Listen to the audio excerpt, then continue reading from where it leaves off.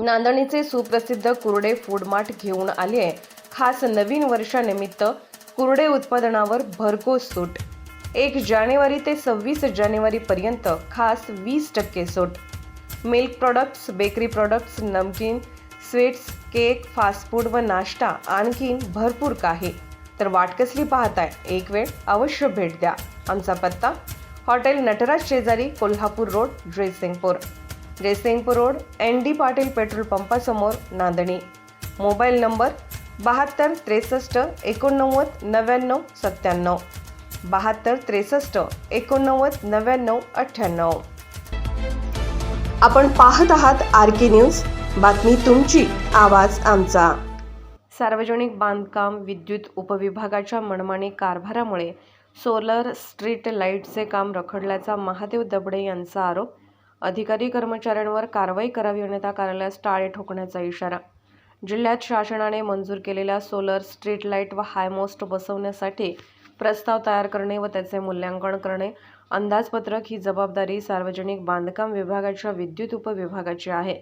मात्र या विभागातील उपअभियंता जाणून बुजून नागरिकांची मागणी असतानाही कामात टाळाटाळ करत असल्याचा आरोप महादेव दबडे यांनी केला आहे। तर मिरजेतील कार्यालयामध्ये अधिकारी कधीही हजर नसतात असाही आरोप यावेळी त्यांनी केला। कार्यालयात विचारणा केली असता साहेब सोलापूरला आहेत, कोल्हापूरला आहेत अशी बतावणी केली जाते। विद्युत विभागाच्या उपअभियंत्यामुळे जिल्ह्यातील स्ट्रीट लाईटचे अनेक प्रस्ताव पडून आहेत। नागरिक कामासाठी त्यांच्याकडे हेलपाटे मारत आहेत, तरीही हे अधिकारी जुमानत नाहीत।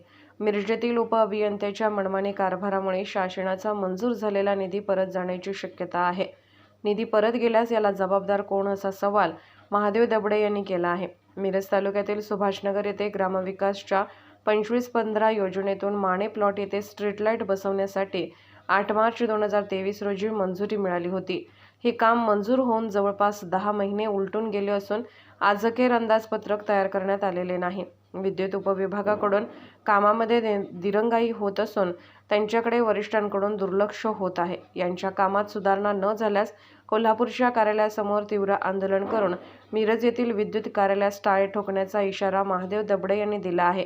याबाबतचे निवेदन सांगलीचे पालकमंत्री डॉ. सुरेशभाऊ खाडे, मुख्य सचिव, प्रधान सचिव, सार्वजनिक बांधकाम विभाग, प्रधान सचिव, ग्रामविकास विभाग, मंत्रालय तसेच विभागीय आयुक्त पुणे, जिल्हाधिकारी सांगली, अधीक्षक अभियंता विद्युत विभाग सार्वजनिक बांधकाम पुणे, उपअभियंता विद्युत उपविभाग सार्वजनिक बांधकाम खाते मिरज यांना निवेदन देण्यात आले आहे। मी महादेव दबडे, सांगली जिल्हा सेवा सोसायटी फेडरेशन चेअरमन। तर मिरजेमध्ये सार्वजनिक बांधकाम विभागाच्या अंतर्गत विद्युत विभाग म्हणून एक कार्यालय आहे गेस्ट हाऊसच्या समोर। त्या कार्यालयामार्फत जे मिरज तालुक्यात किंवा सांगली जिल्ह्यातील ते विद्युतशी निगडीत जे प्रकरण आहेत की स्ट्रीट लाईट असू दे, सोलर स्ट्रीट लाईट असू दे किंवा शासकीय कार्यालयाची देखभाल दिवसात स्ट्रीट लाईट संदर्भात किंवा विद्युतशी निगडीत जे कार्यालय आहे ते काम त्या कार्यालयाबरोबर चाललं जातं आहे। पण त्या कार्यालयामध्ये अधिकारी कर्मचारी हे ते बेंदूर कारभार यांचा चालू आहे। त्या कार्यालयात अधिकारी कर्मचारी कधी नसतात, कधी फोन केला तर कोल्हापूरला आहे, शाखा विभागात फोन केला सोलापूरला आहे, अशा पद्धतीचे उडवडीचे उत्तर दिले जातात। आम्ही याबाबत विद्युतच्या कार्यकारी अभियंता कोल्हापूर यांच्याशी फोन करून आम्ही संपर्क साधून सांगितले आहे ना, अशा पद्धतीचा कारभार चालला इथं।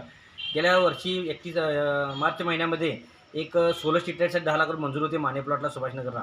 त्या संदर्भात स्ट्रीट लाईटचं ते इस्टिमेट करायचं काम ह्या कार्यालयाच्या निगडीत होतं। ह्या कार्यालयाला आम्ही देखभाल दोषी पत्र हे अधिकाऱ्यांनी दिली होती आणून, परंतु ते देखभाल दोषी पत्र देऊनसुद्धा त्यांनी इस्टिमेट केलेलं नाही।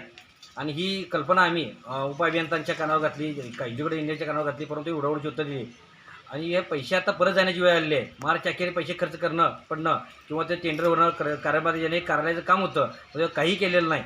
त्या अधिकाऱ्याला, वरिष्ठ अधिकाऱ्यांना विचारलं तर अधिकारी सांगतात की 4 चार्ज आहेत, परंतु कुठेही जर फोन केला कोल्हापूरला किंवा सोलापूरचे अधिकारी नसतात। त्यामुळं यांच्याकडे कोणाचंही लक्ष नाही। त्या अधिकारी फक्त पगार घेण्यापुरतं काम करतात।